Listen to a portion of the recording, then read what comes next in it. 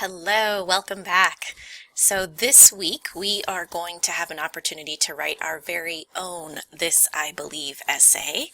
We looked at a couple examples last week. You got familiar with the genre and the format of This I Believe essays, and now we're going to start working on our very own. So let's take a look at the essay number 1, assignment guidelines. I'm going to click in the content link in the black navigation bar in the top left-hand corner of the screen. And I'm going to go down to assignment guidelines. Over on the right hand side, I'm going to click on essay number 1, This I Believe guidelines, and that pulls up all of the instructions that you need for this first major formal essay assignment in English 121.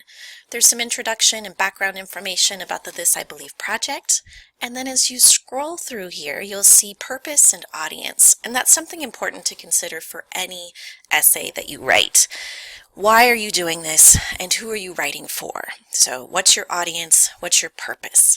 For this particular assignment, you are going to be doing a combination of things. You're going to be sharing a story, so a narrative, with your readers, and you're also going to be using that story to illustrate a point. So all writing comes down to, in academic settings at least, is make a point and support it. So make a claim, support your claim.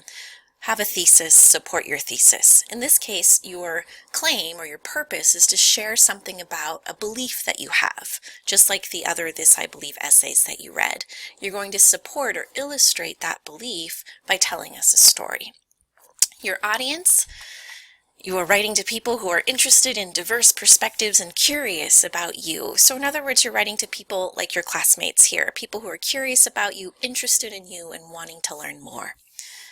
The rest of the assignment guidelines go into the actual technical details of the assignment. So your essay will have a thesis statement.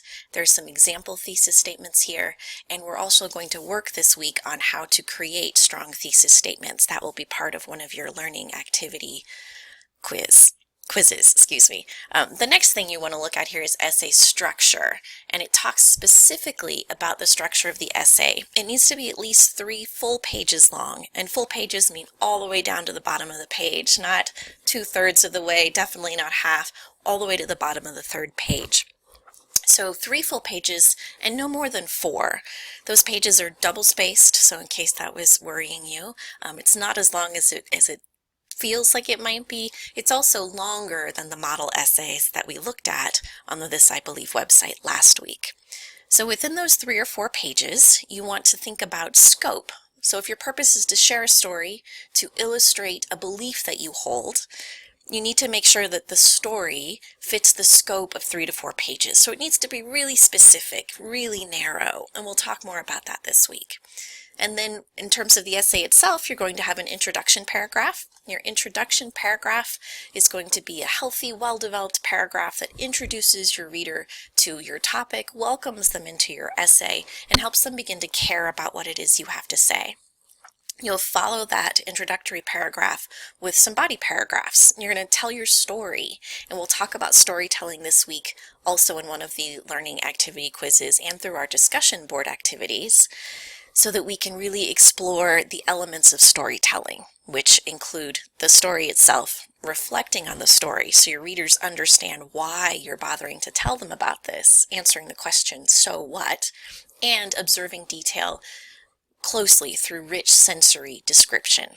And then finally, we'll end our essay with a conclusion paragraph, and we will also talk more about those in this week. At the bottom of the essay assignment guidelines, you'll see some logistics. It needs to be 3 full typed pages and no more than 4. The course calendar has some due dates that we'll look at here in a minute. Your essay needs to be formatted in MLA style, and part of your activities this week will be a quiz about that. There'll be a video that you get to watch. You'll also need to demonstrate awareness of sentence structure, clarity, and effective editing techniques. And I've got some resources listed here at the very bottom in the logistics section of where you can go to get more help with that. And then finally, it explains how to submit this to the Dropbox. You don't have to worry about that this week. We'll talk about that more next week. And then a reminder of the late essay policy. So you'll want to keep referring to this essay guideline sheet here that's in table of contents under assignment guidelines for essay number 1. You'll want to keep coming back to it to make sure that you're on track with your assignment.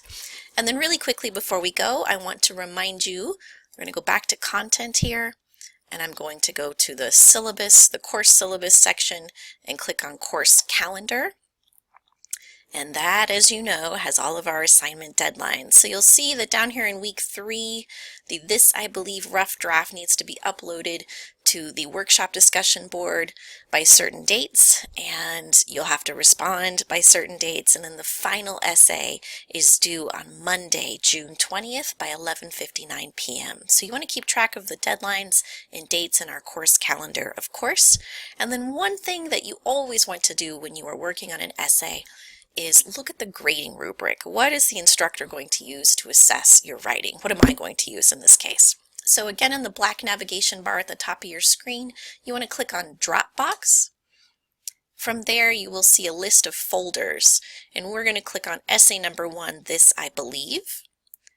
And the first thing you see here is the rubric for this. And a rubric is just a tool that teachers use to grade assignments.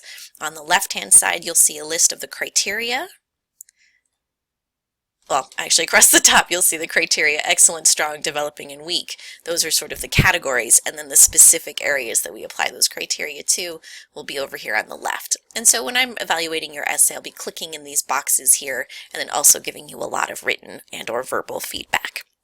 So I just wanted you to know where that rubric is. Again, it's in the Dropbox, which may not be the most intuitive place to look for it. And then last but not least, a quick reminder, if we go back to content one last time, back to the course syllabus documents, and then over to assignments and grading. If you scroll down to the bottom, you will see that essay number 1, This I Believe, is worth 15% of your entire course grade. So you'll want to spend a lot of time doing all the work this week so that you're set up really well to write a fantastic This I Believe essay. It's time to jump right in and get busy with week 2. So go ahead and go back to week 2 in content. Click on your week 2 overview checklist if you haven't done that already, and make sure that you're working your way through those steps. There's a lot of things embedded in those discussion boards and learning activity quizzes. I want to make sure that you are on top of it and ready to go for our first essay. If you have any questions, concerns, things that you want to talk with me about, don't hesitate to call or send me an email. Your email function, again, is right up here at the very top of your screen in the gray bar at the top. Shoot me an email. Let me know what's on your mind.